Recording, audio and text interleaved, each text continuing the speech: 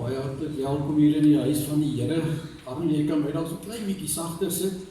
Ek is net bang ek praat net aan die dominee wakker. Die tempelsangers het by ons aangesluit. Ek is bly. Ek werk nie alleen te sing nie. Geliefdes, ons gaan heerlik vooraf saam sing vanoggend hier by ons eerste nagmaalsgeleentheid van 2026. 'n klompie van ons gemeente sangbundel liedere. Ons gaan begin met lied nommer 5. Met ons sangbundel uit: Here, ons sal U loof, U weldade roem, U naam sal ek eer, almagtige Heer, want U het wonders gedoen. Kom ons sing hiervan die eerste, tweede en die derde verse.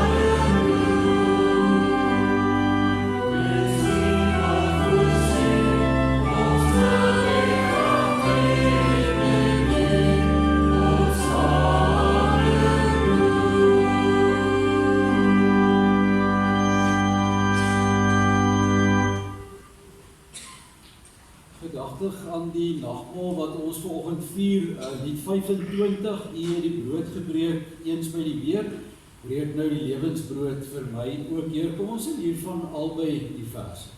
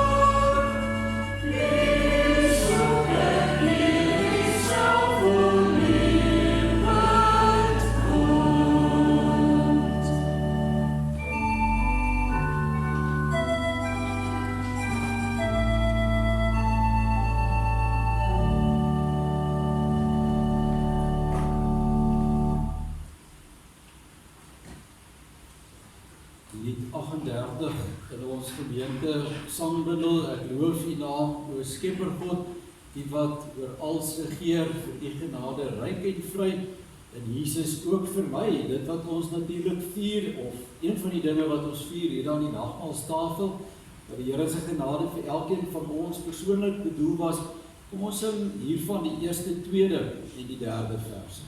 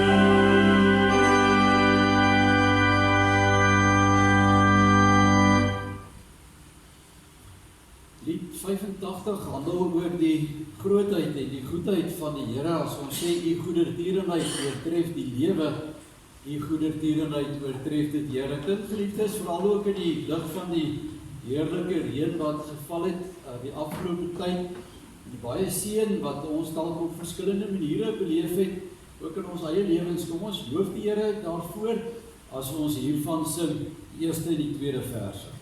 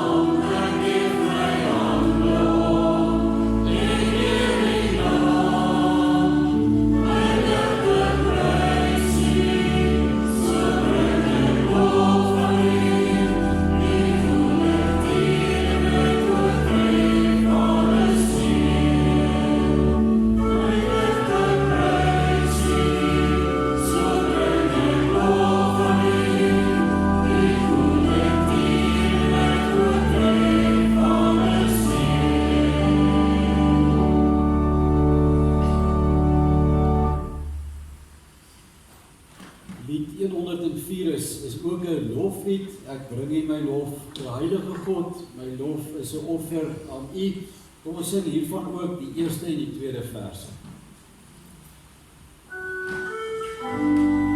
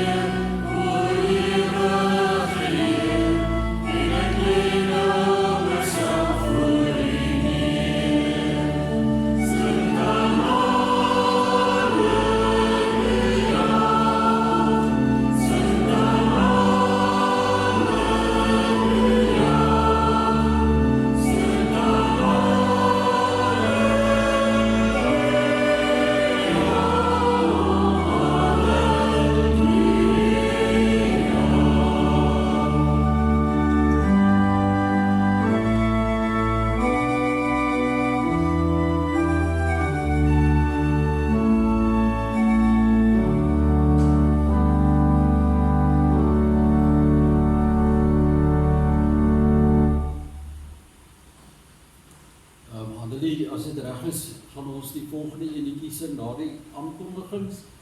Broers, susters, dis vir my regtig heerlik om vir elkeen van u baie hartlik welkom te sê in die huis van die Here.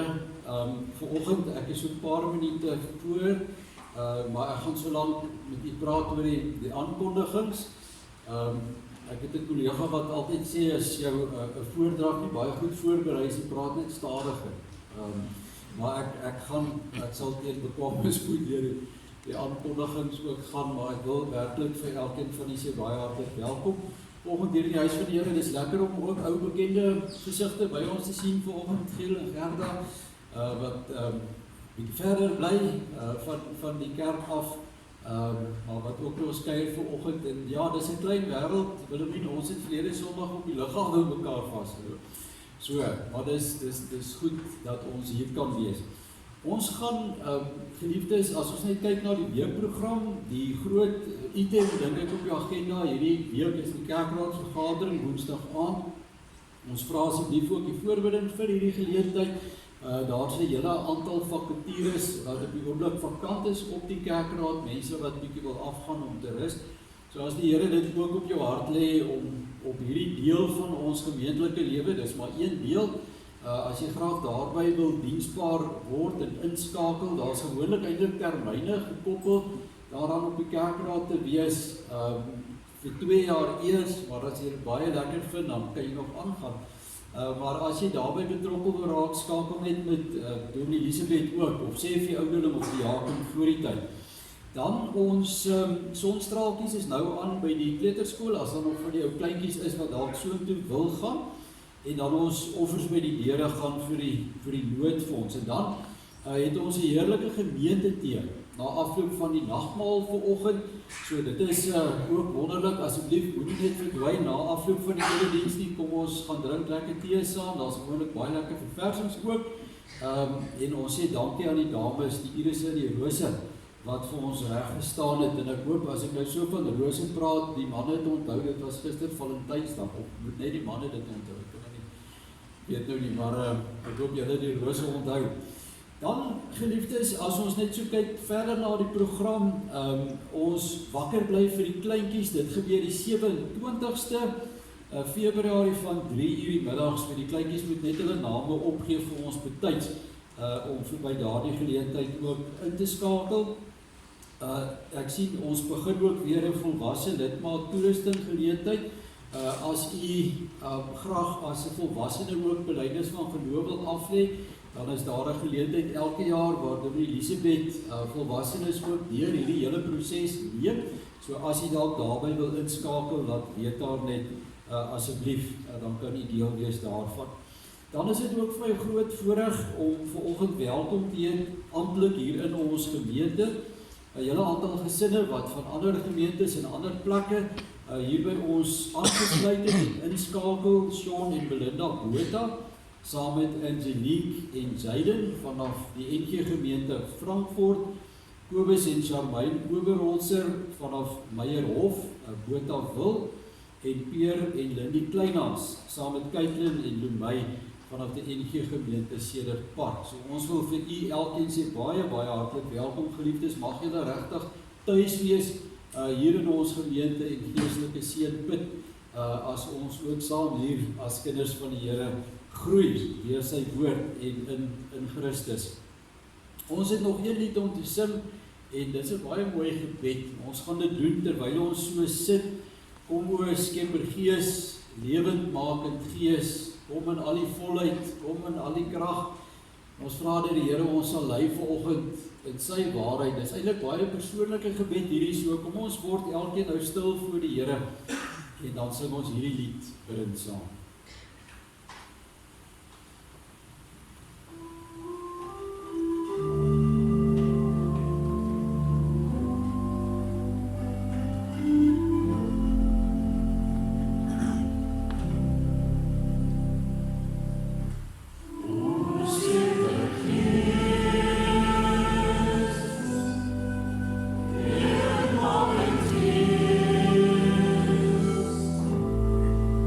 Oh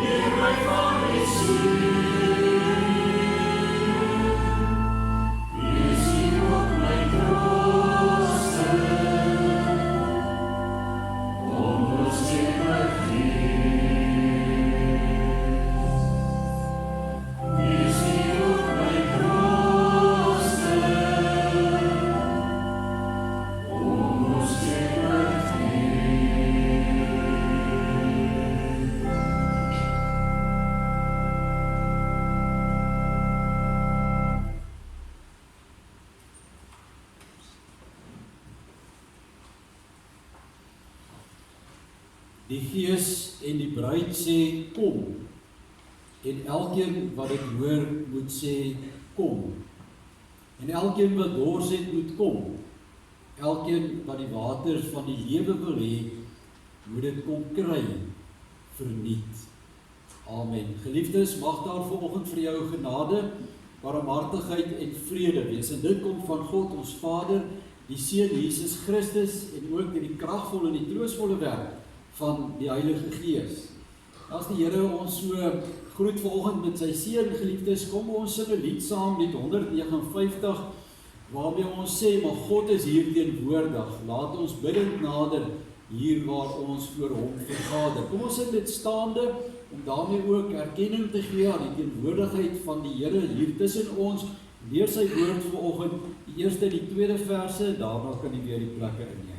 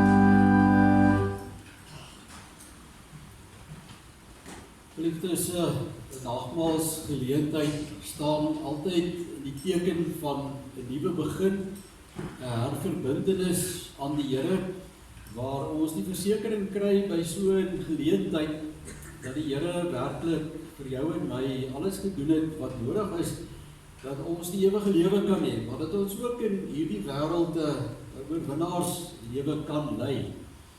Maar ons word baie keer teruggehou deur so baie dinge, en ek dink uiteindelik deur die feit dat ons sukkel met die liefde, sukkel om werklik die Here se wil in ons lewens raak te vat en uit te leef. En daarom skep ons eintlik by elke erediens, vandag ook in die besonder paar oomblikke van stilte, 'n tyd van verootmoediging, waar elkeen van ons luister na dit wat die Here sê, sy wil vir ons is.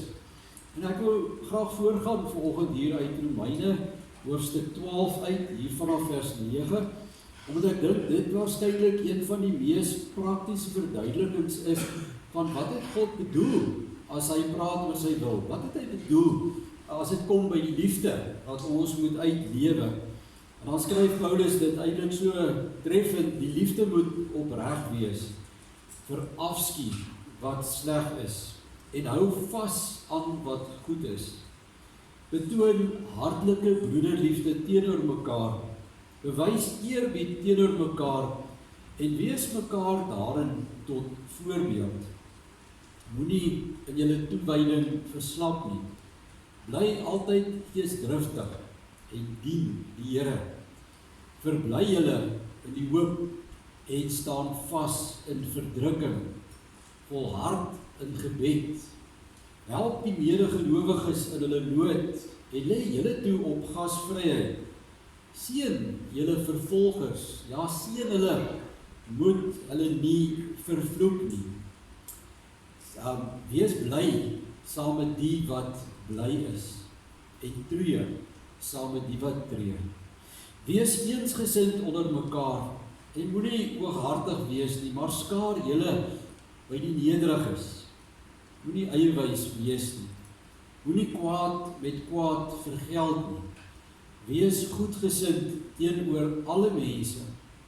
En as dit moontlik is, en sover dit van julle afhang, leef in vrede met alle mense. Moenie self raad neem nie, geliefdes, maar laat dit aan die oordeel van God oor. Daar staan immers geskrywe, dit is my reg om te straf, ek sal vergeld, sê die Here. As jou vyand daarom honger is, gee hom iets om te eet. As hy dors is, gee hom iets om te drink, want deur dit te doen, maak jy hom vuurrooi van skaamte. Moet jou nie deur die kwaad laat oorwin nie, maar oorwin die kwaad deur die goeie. Ons gaan 'n lied saam sing, geliefdes, die 393, en ons kan dit so sittende doen vanoggend, want dit is eintlik ook 'n baie gewyde lied, waarin ons onsself fokus op die Here.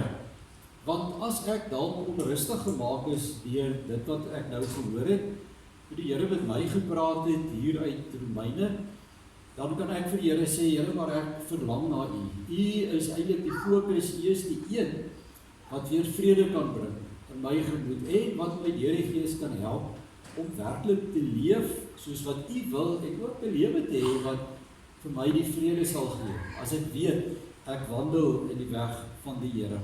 So terwyl ons so sit, kom ons sing bidend hierdie lied saam, die 393, daarvan die eerste en die derde verse.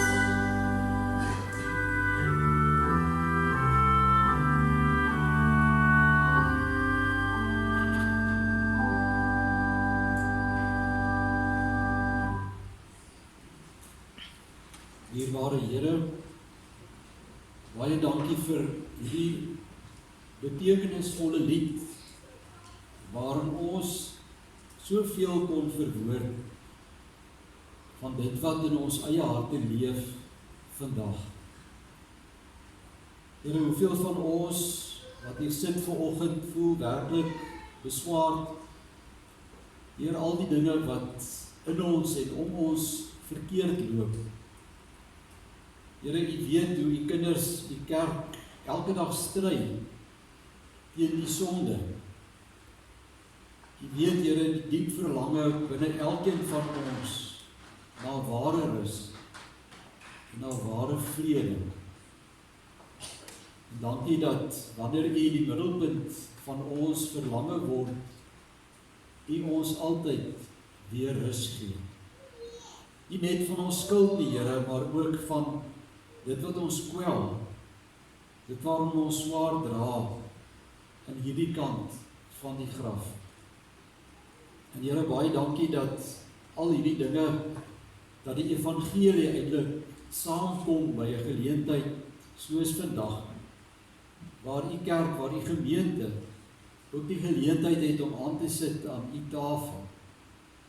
Dat ons hierin ook 'n tasbare herinnering kan sien, kan beleef, met ons sintuie kan ervaar, dat U ons rus is.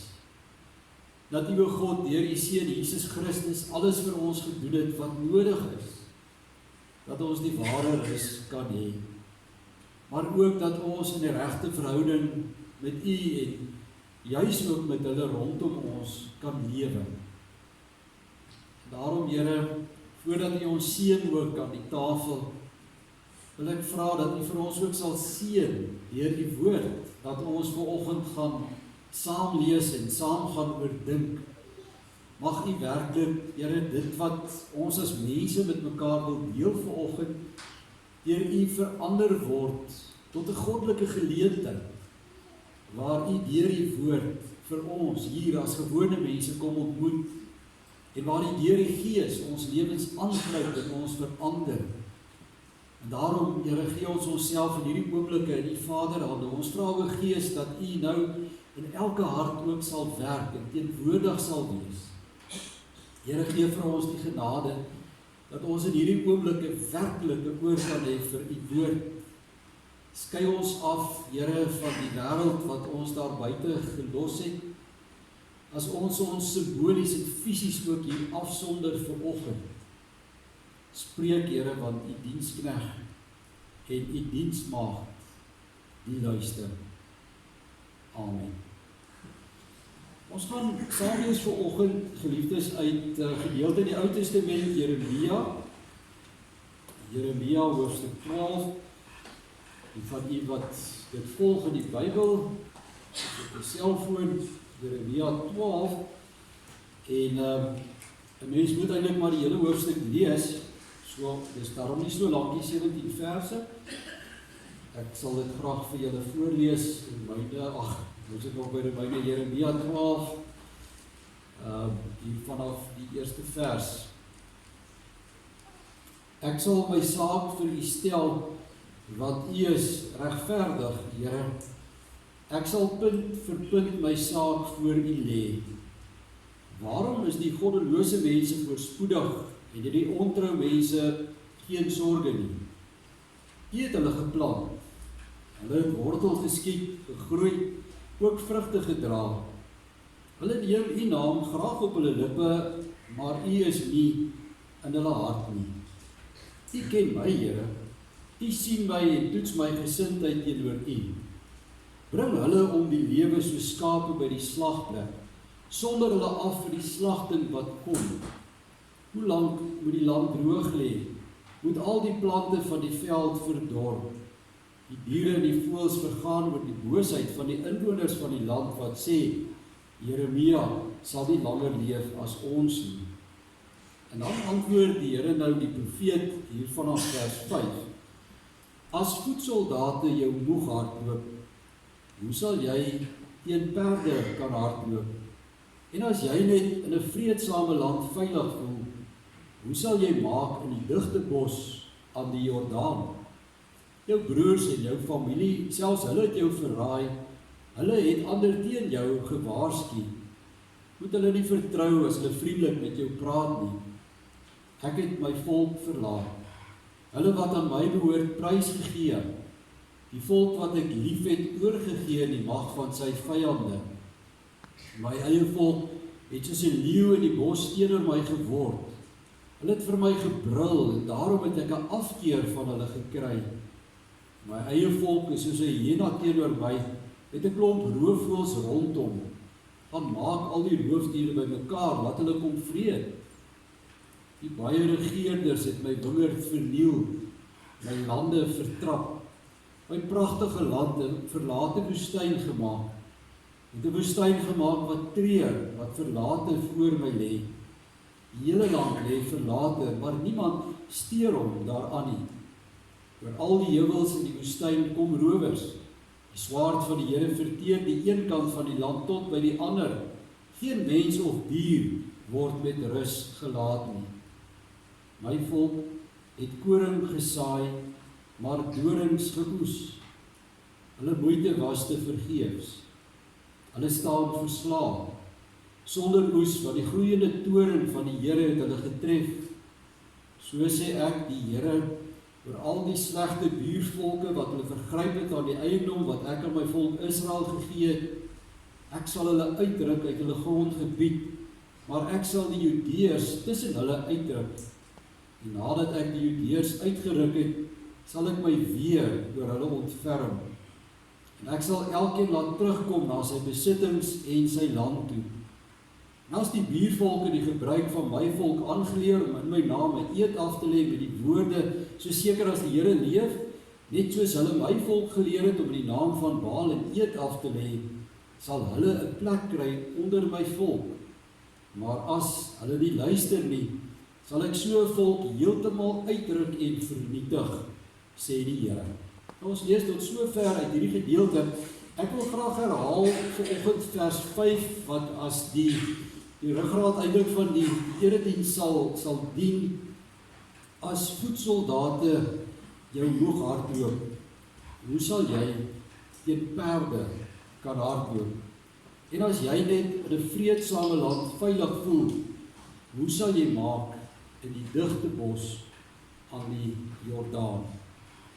Jy ken die spreekwoord wat sê, mens kou met, of jy byt baie keer 'n bietjie meer af as wat jy kan kou. En dit beteken dat mens baie keer 'n taak op jouself vat wat bietjie moeiliker is as wat jy gedink het dit gaan wees. Nou vanoggend om hierdie boodskap uit Jeremia voor te berei, het vir my daai ervaring gegee, want Jeremia is vir my nogal 'n moeilike boek.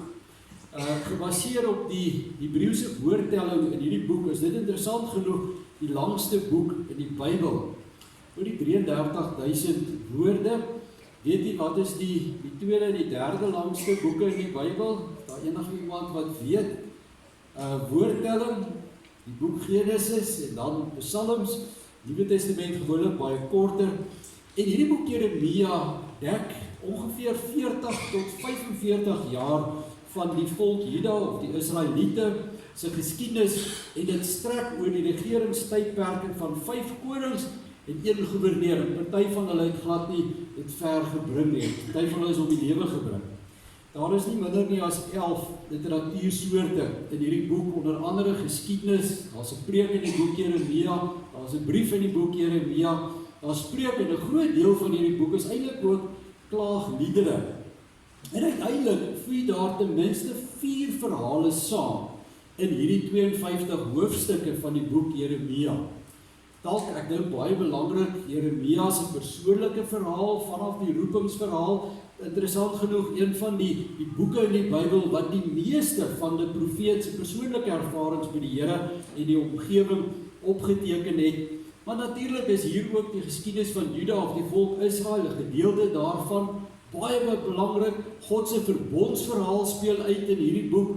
En daar is verhale van verskillende moondhede in die boek Jeremia, Assirië, Babylonië, Egipte, en uiteindelik word dit 'n hoopverhaal. So daar's eintlik 5 temas, wat uiteindelik as mens die hoop bytel so saamvloei. En nou kan jy dink, om een boodskap by een erediens uit so 'n breë konteks na vore te bring, het sy eie uitdagings. Maar ek wou baie graag vanoggend, geliefdes, hier by die eerste nagmaalsgeleentheid van die jaar, dat ons saam met mekaar stil word rondom wat ek dink een van die mees boeiende tekste in die boek Jeremia is. Hierdie vraag wat God vir sy profeet, sy dienaar gevra het hier in vers 5, as voetsoldate jou hoog hardloop, hoe sal jy teen perde kan hardloop? En as jy net in 'n eet of 'n vreedsame land veilig voel, hoe sal jy maak in die digte bos aan die Jordaan? Nou hierdie vraag wat die Here aan Jeremia vra, is op grond van vraag is op grond van 'n vraag waarmee die profeet eintlik na God toe gekom het, iets waarmee hy in sy bediening geworstel het.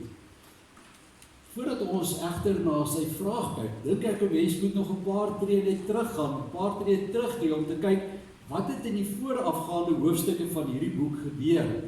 Nou lees 'n mens natuurlik van Jeremia se roeping, en iets wat uitstaan aan sy roeping was dat hy geweldig jonk was toe die Here hom as profeet geroep het. Skrifuitlegger sê hy was so tussen 17 en 20 jaar oud gewees, en as 'n priesterkind, en ons taal eintlik as 'n pastoriekind, die seun van die priester Gilkia, was hy baie bekend gewees met die kerklike gebruike van sy tyd, en hy het geweet profete kan gewoonlik eers hier van ouderdom 30 afgesonder word vir diens, en hier kom die Here, en hy roep 'n jong Jeremia om sy profeet te wees, en daarom was sy reaksie gewees, ag Here my God, ek is nog jonk, ek kan nie goed praat nie. Jy lees dit daar in Jeremia 1 vers 6. Maar die Here sou in Jeremia se geval nie nee vir 'n antwoord neem nie. En hy stel hierdie jong Jeremia as sy profeet aan om sy stem, God se stem onder die Judeërs te word tydens een van die moeilikste tye in hulle geskiedenis. En daarom kan 'n mens ook aflei 'n bediening wat geweldige eise aan Jeremia sou stel, soveel so dat Jeremia uiteindelik vandag aan ons bekend staan as die sogenaamde wenende of die heilende profeet. Dit was die naam wat Jeremia gedra het. Ons praat ook baie vandag daarvan, as iemand heeltyd kla by jou, dan sê ek moes na iemand se Jeremiades geluister het, en dit kom van hierdie uitdrukking uit, Jeremia as die wenende of die klaande profeet. Maar geliefdes, hy het baie rede gehad om so te wees. As mense nou deur hierdie boek blaai, die hoofstuk waar ons gelees het sy eie familie hom verwerp, omdat hy 'n profeet was.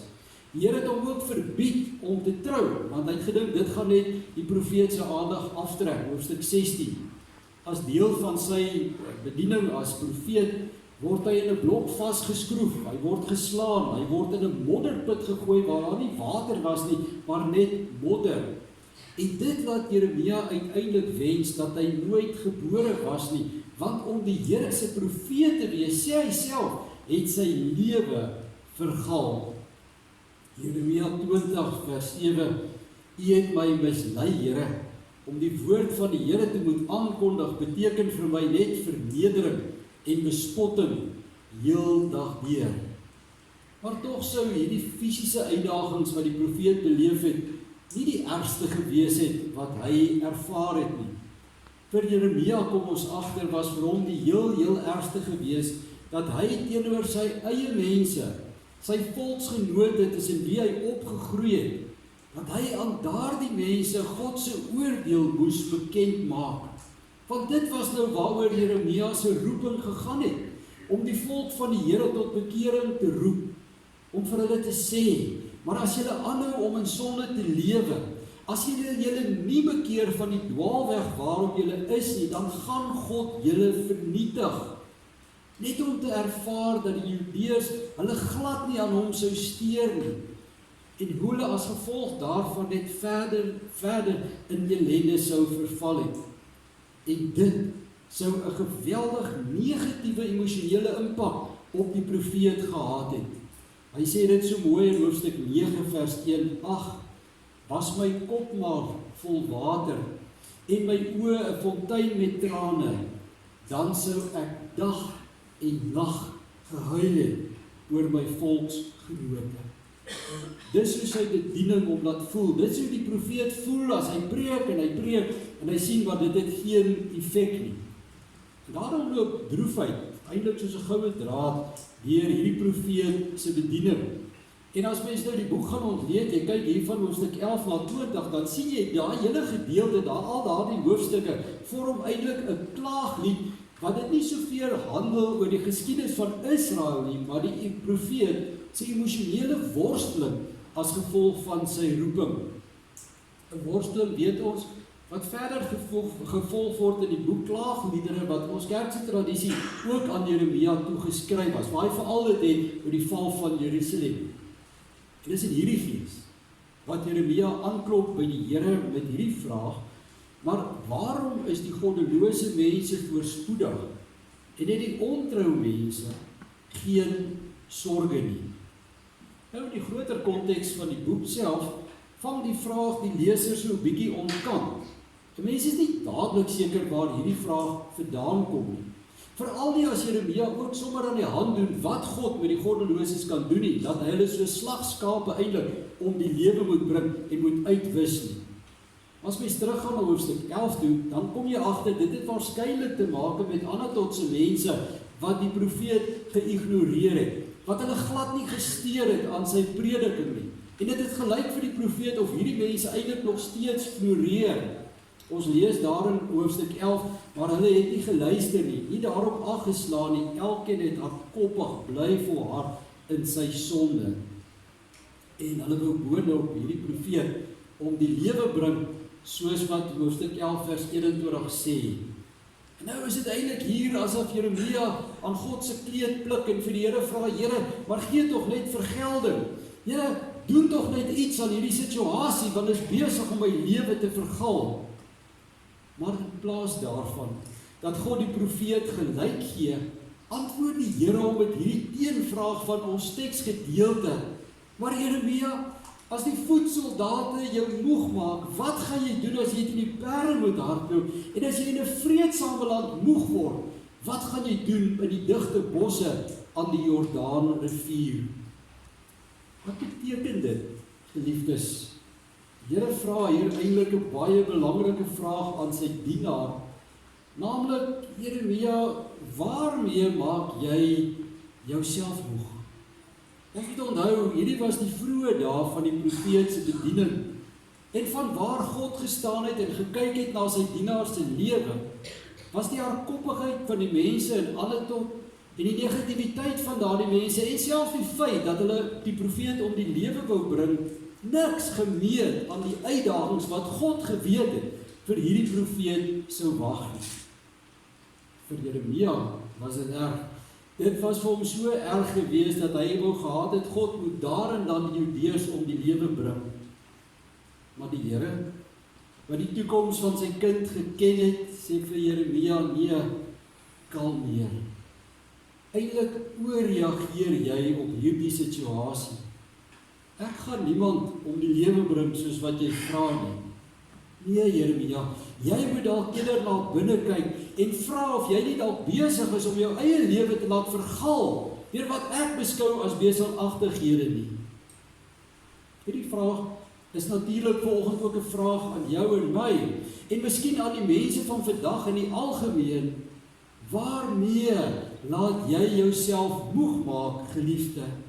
Jy wat dalk al klaar omgesukkel is 2 maande die nuwe jaar in. Jy wat voel dat jy vanoggend meer uitdagings het as wat enige mens verdien. As die dinge waaroor mense elke dag gesels, of fisies met mekaar, of op sosiale media enigiets is om te gaan, dan lyk dit vir my baie daarof ons vasgevang is in 'n mensgemaakte drama-kultuur, en as daar nie drama is nie, dan skep ons sommer ons eie drama. Ons laat onsself so maklik deur klein, onbenullige dinge op sleeptou neem, wat al ons energie tap, wat ons vreugde steel en ons lewenssap uit ons uitsuig. Terwyl, my geliefde, van waar God vanoggend staan en na jou lewe kyk, hy wat vandag jou hele lewe ken nog voordat dit in jou werklikheid afspeel, God weet maar te goed, ons is besig om onsself onnodig te vermoei, en daarom ook die mense rondom ons. En daarom is die vraag jy so geformuleer, waarmee laat jy jouself moeg maak? Wat laat jy vanoggend in jou lewe toe, wat eintlik by jou verby behoort te gaan? Wat laat jy toe wat eintlik nie aanspraak op jou vrede en vreugde behoort te hê nie? Want sien, sê die Here, eendag, net eendag, kom jy dalk voor een van die lewe se ware krisis te staan, een wat werklik geestelike en emosionele deursettingsvermoë van jou gaan vra, Maar omdat jy ook iemand is wat jou lewe lang toelaat dat die klein jakkalsies jou vreugde steel en jou uitput, moet jy weet, die ware lewenskrisisse gaan jou onderkry. En hierin, liewe gemeente, lê eintlik 'n groot deel van die skoonheid en van die wysheid van hierdie vraag wat die Here aan Jeremia vra.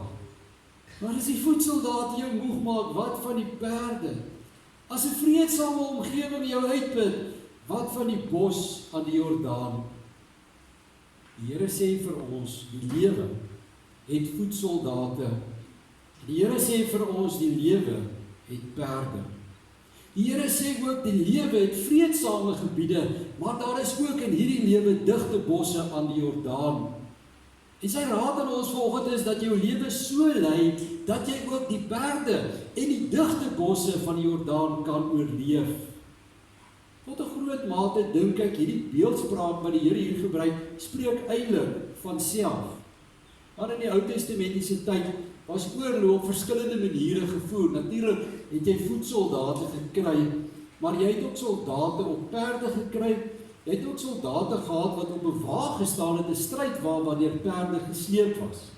Nou as voedsoldate met mekaar te staan gekom het, dan was dit 'n redelike gelyke stryd. Maar geliefdes, as 'n gewone soldaat en 'n soldaat op 'n perd te staan gekom het dinge na die verkeerde kant gegaan vir die voedsoldate en het hulle so inderdaad hulle lewens verloor. Die digte bos aan die Jordaan, waarvan God hier praat met Jeremia, gaan oor die vloedvlakte van die Jordaanvallei. En dit het in 'n totale kontras gestaan met die res van Juda, wat eintlik ook gebied was. Hierdie bosse aan die Jordaanrivier was digte bosse gewees. Dit was moeilik begaanbare terrein, wat ook bekend gestaan het as rivierwoude of die oeverwildernis van die Jordaanvallei. Maar die groot ding was, in hierdie digbeboste gebiede het die roofdiere soos die leeu's skuiling gehou. En daarom gebruik die Here dit op 2 plekke in hierdie boek ook as 'n beeld. Ek wonder of julle dit gehoor het, toe ons dit saam gelees het hier in hoofstuk 12. Ons het nog nie uit hoofstuk 49 gelees nie, maar in hoofstuk 12 het die Here gesê, my eie volk het soos 'n leeu in die bos teenoor my geword. En dan in hoofstuk 49 gebruik die Here 'n leeu as 'n beeld van hoe hy die Edomiete sou verjaag. Hy sê soos 'n leeu uit die digte Jordaanbos toeslaan. Wonderlik, né, hoe die Bybel homself eintlik hier ondersteun. Maar die punt van vergelyking is dit: as jy gaan toelaat, my geliefde, dat hierdie lewe is 'n spreekwoordelike voedsoldate, of selfs die vreedsame tye in die gewone lewe jou moeg maak, wil die woord weet, maar wat gaan jy doen die dag, as jy teen die perde moet hardloop? Of op 'n goeie dag sien, maar ek is nou in die digte, die donker bos van die Jordaan. In gewone Afrikaans en leertaal sê die Here is hier vir Jeremia: my jou broer, spaar jou krag vir 'n ware krisis. Want weer eens, van waar God vanoggend staan en na die lewe kyk, het hy geweet wat vir die profeet en die volk gewag het. Op hierdie stadium, die slot, die blok, die geslaan, die gooi en die modderput nog vir Jeremia gewag. Hy het dit net nie op hierdie stadium geweet nie. Die volk van die Here, al is hulle gewaarsku, vir hulle het die ballingskap, die oorlog en die dood, die verskrikking daarvan nog voorgelê. En daarom is die Here se raad hier: gebruik jou tyd reg. Gebruik jou tyd in die voedsoldate en in die vreedsame land beter. Gebruik dit om onderskeidingsvermoë aan te leer, om geestelik sterk te word, want die lewe gaan dalk nog van jou eis, dat jy hierdie dinge moet kan hanteer. En hierin lê daar geweldige waarde vir jou en my vanoggend. Want wat die Here hier vir Jeremia sê, my broers, susters en die jong mense, geld presies so vir ons. Ek kan met dankbaarheid vanoggend getuig dat my lewe vir lang tye gelyk is, dat dit vreedsaam is, dat dit eintlik baie vredevol is. Ja, ons ken elke dag se voedsoldate tussenin wat ons die hoof moet bied en ons oorleef dit. Maar vir elkeen, vir elke liewe een van ons wat vanoggend hier by mekaar is, wag daar die spreekwoordelike perde die strydwaans en die onbegaanbare bos. Vir baie van ons geliefdes kom dit vroeg in ons lewens. En vir ander kom dit later. En dit kom in so baie gestaltes. Huweliksongeluk, siekte, die dood van iemand naby jou, kommer, onreg, geldelike nood, depressie, angs, noem maar op. Maar kom dit. In welke gestalte dit vir elkeen vir ons afgemeet en beskore is. Die vraag is, wat maak jy terwyl dit relatief goed gaan? God wil sê, gebruik daardie tyd na 'n beter en op 'n beter manier weer geestelik sterk te word, voordat die moeilike tye jou oorval. Wat as jy vanoggend hier sit? En die moeilikste tye van die lewe het jou reeds oorval. Wel, dit is die eintlike punt wat die Here hier wil maak. As hy eintlik deur hierdie beeld vir sy dienaar sê, Jeremia, dis te vroeg vir moed verloor. Dis te vroeg vir moed verloor, want ek, die Here, is besig met 'n plan. Die plan wat ons eintlik gelees het in die res van hierdie verse. Ja, dat die volk as gevolg van hulle ongehoorsaamheid eers in ballingskap sou val, maar dat God selfs na die volk se verkeerde keuses en na hulle hardkoppigheid hulle terug sou bring na Juda. Ons het dit gelees in vers 15. En nadat ek die Judeërs uitgeruk het, sal ek my weer oor hulle ontferm. Ek sal hulle laat terugkom na hulle besittings en die land wat hulle gehaat het. Want sien my geliefde, dis die punt waarop God se geskiedenis, waarop die heilsgeskiedenis altyd weer afstuur, is na God se redding, sy krag en sy teenwoordigheid. God se wil is stilte na die storm, oorwinning na die stryd. En jy kan maar gaan toets wat ek sê vanoggend, gaan kyk na die heilsgeskiedenis en gaan kyk na die woord. Na die sondeval volg die verbond. Toe God die aarde wou uitdelg deur water, toe is daar nog 'n ark van genade. Israel wat so lank in 'n land van slawerny was, kom weer in die beloofde land. En so kan jy die momente van die heilsgeskiedenis gaan aftel tot by Jesus Christus se oorwinning aan die dood, nadat hy gesterf het aan 'n kruis. Sodat die digste woud waarin ek en jy gaan kom in hierdie lewe, die dood, nie eers meer die laaste sê nie. En sodat ons oor al die perde en die digte bosse in ons lewens in Christus die oorwinning kan hê. Te vroeg vir moed verloor, Jeremia. Te vroeg vir moed verloor. Want God sê hy is op pad met jou en met hierdie wêreld. Ek dink wat die Here eintlik wou gehad het, is waarskynlik dat Jeremia moes leer om te sê, maar goed dan, Here, ek sal môre moed verloor.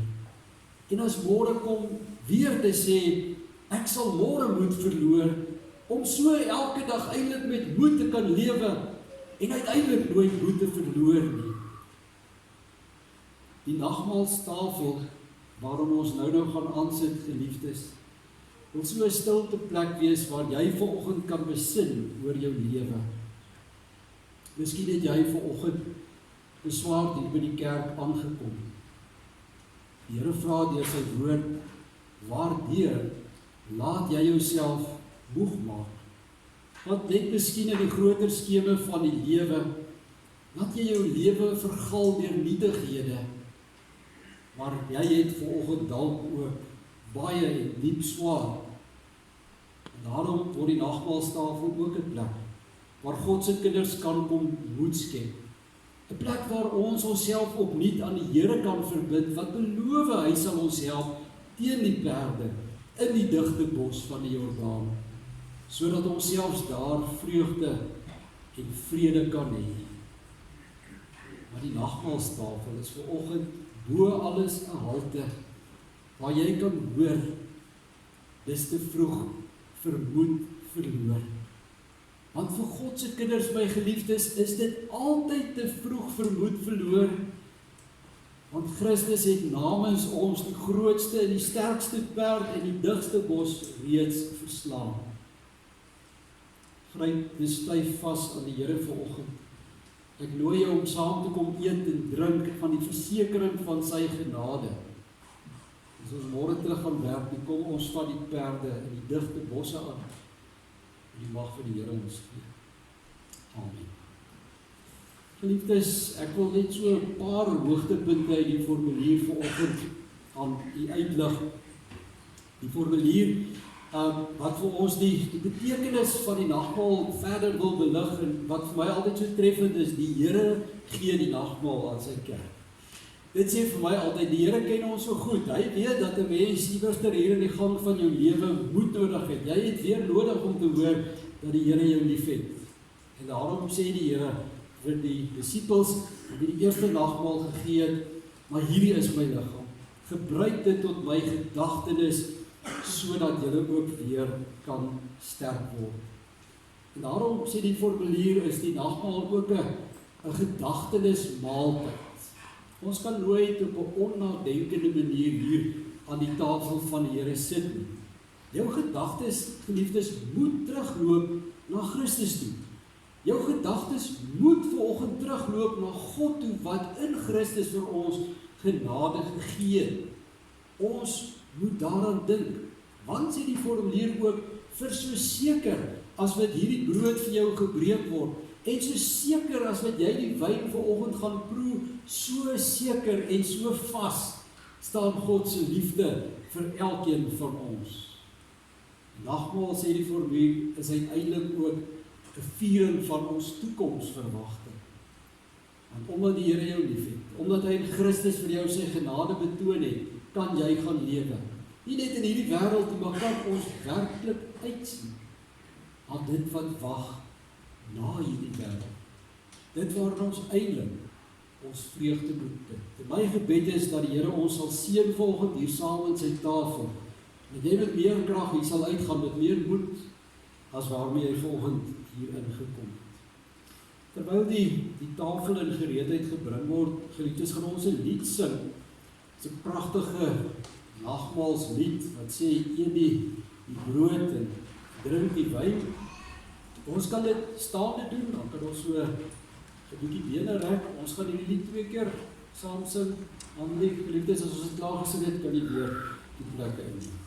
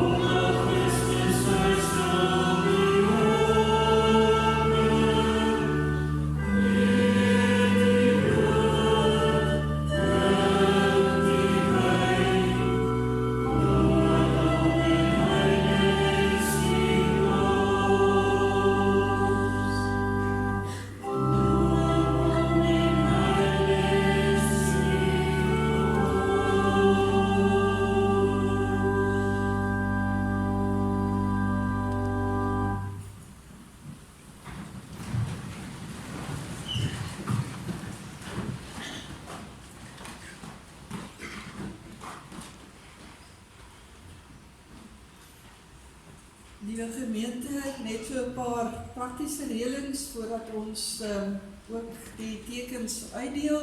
Ek wil die uitnodiging herhaal as u vandag 'n besoeker is by ons en vrymoedigheid het om saam met ons aan die nagmaalstafel aan te sit, is u hartlik welkom.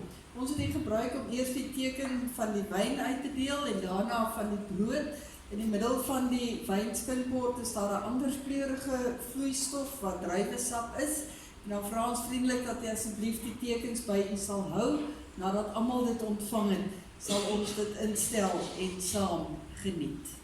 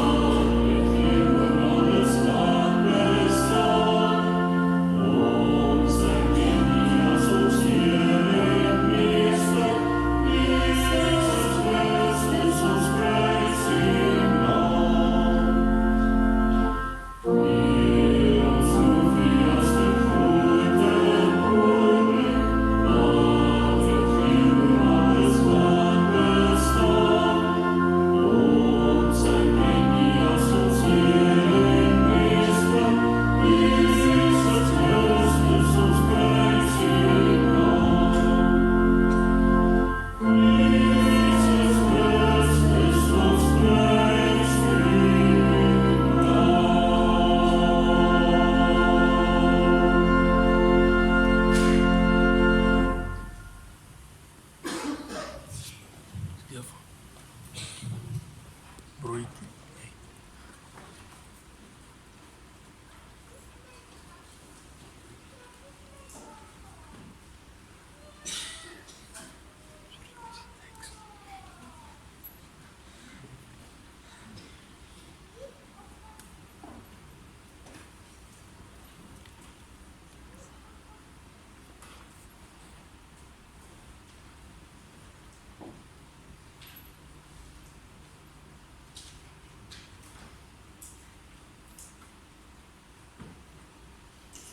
Liewe gemeente, voordat die diakens hulle plekke inneem, wil ons net seker maak dat almal wel bedien is. Indien die per abuis oorgeslaan is met die teken van die wyn, wil jy asseblief net vir ons 'n duidelike aanduiding gee. Iemand oorgeslaan met die teken van die brood.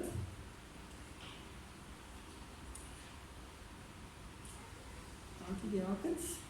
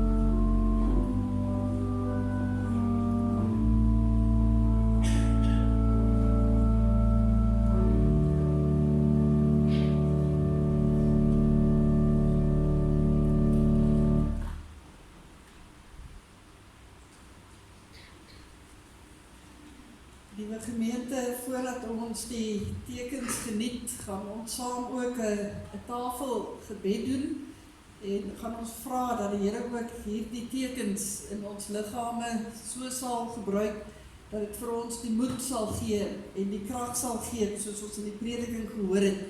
Ek gaan vir ons voorgaan uit Psalm 23 en daarna gaan ons spontaan sing die Onse Vader gebed. Ons kan opstaan wanneer die orgel begin speel vir die Onse Vader.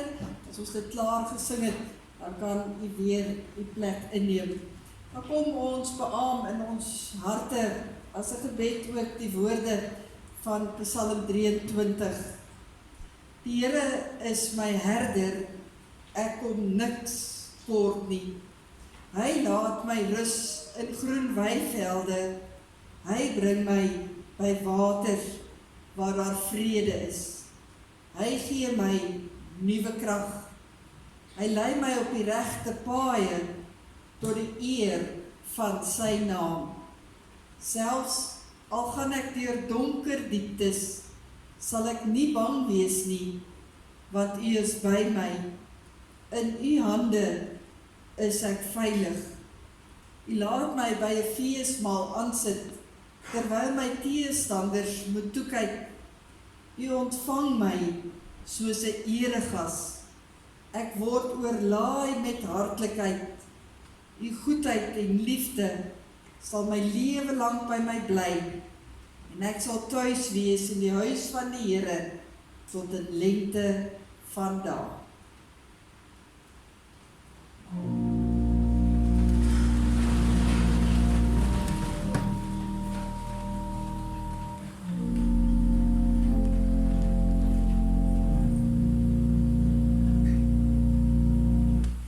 Ons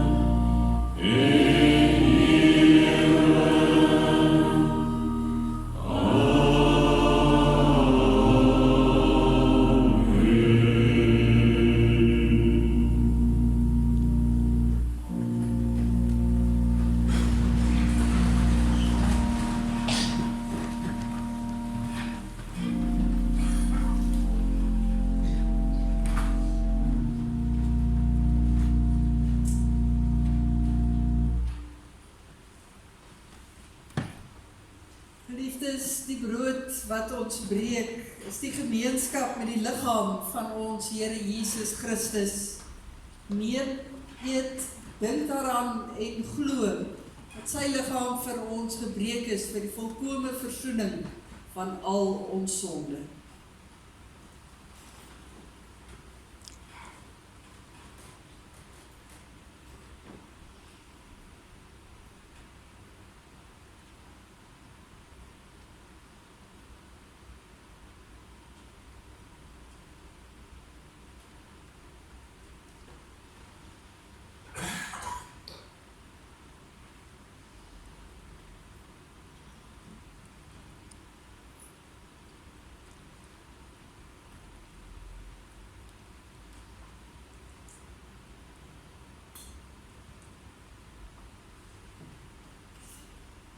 Die beker van danksegging is die gemeenskap met die bloed van ons Here Jesus Christus. Neem, drink, dink daaraan en glo dat sy bloed vir ons gevloei het vir die volkome versoening van al ons sonde.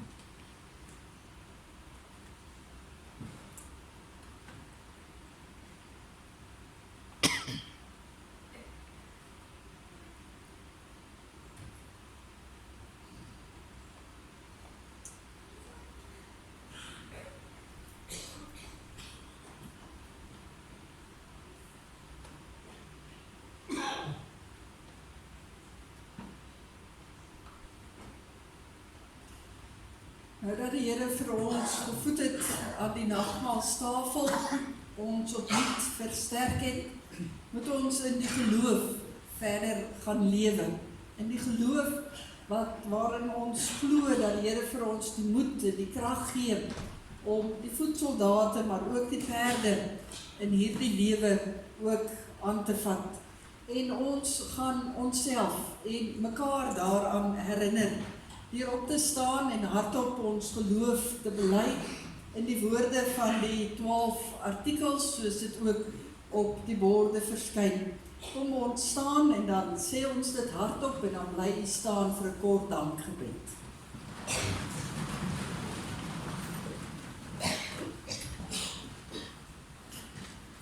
Ek glo in God die Vader, die Almagtige, die Skepper van die hemel en die aarde, en in Jesus Christus, sy eniggebore Seun, ons Here, wat ontvang is van die Heilige Gees, gebore is uit die Maagd Maria, wat gelei het onder Pontius Pilatus, gekruisig is, gesterf het en begrawe is, en ter helle neergedaal het, wat op die 3de dag weer opgestaan het uit die dode, wat opgevaar het na die hemel, en sit aan die regterhand van God, die Almagtige Vader, vanwaar hy sal kom om te oordeel, die wat nog lewe en die wat reeds gesterf het. Ek glo in die Heilige Gees. Ek glo aan 'n heilige algemene Christelike kerk, die gemeenskap van die heiliges, die vergewing van sondes, die opstanding van die vlees en 'n ewige lewe. Onse God en Almagtige Vader, dankie dat ons kan sê, ons glo. Ons glo aan 'n almagtige God, wat vir ons alles moontlik gemaak het, om hierdie wêreld te lewe. Here, en help vir ons, waar ons hier gevoed en versterk is aan 'n nagmaalstafel, om ook in die geloof verder te gaan leef. Deur die goeie tye ons op te bou en te versterk en te laat groei in die geloof, sodat wanneer die moeiliker tye ook kom, ons kan terugdink aan 'n nagmaalstafel.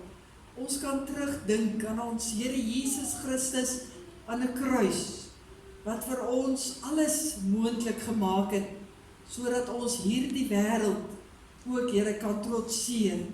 U wat reeds die wêreld vir ons oorwin het, en dat ons deur in u voetstappe te volg, ook, Here, so kan lewe.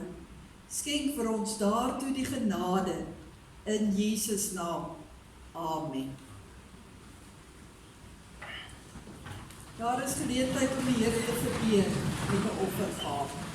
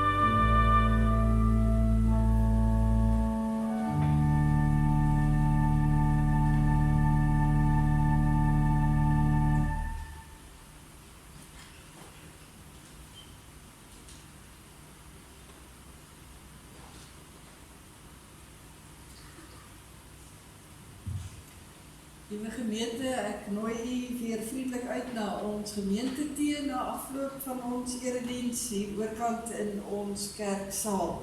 Ons gaan staan en ons gaan sluit deur saam te sing uit lied 200, U goedheid Heer, kan ons nie pyl nie, wie word daardeur nie diep getref. Ons sing staande die eerste en die tweede vers, daarna bly ons staan vir die uitspreek van die seën.